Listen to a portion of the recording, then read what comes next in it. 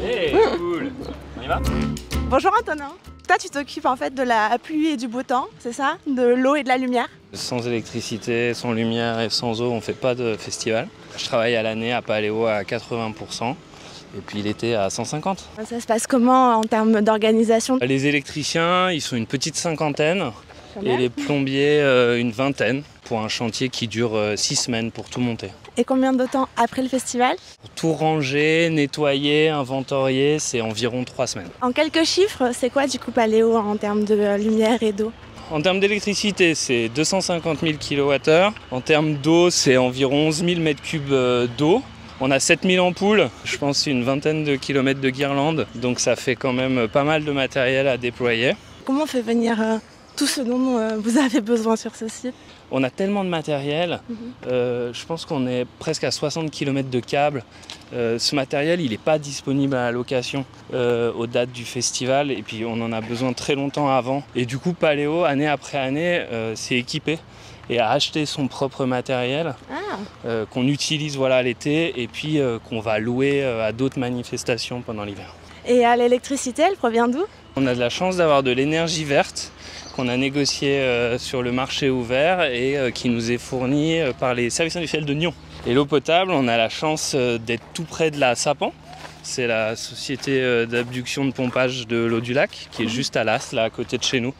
Donc on n'a pas de souci d'approvisionnement, on est je pense les clients les plus près du réservoir. Est-ce qu'il y a quand même une partie artistique? Bah oui, forcément, on a à cœur de mettre en valeur déjà les décorations, les scénographies.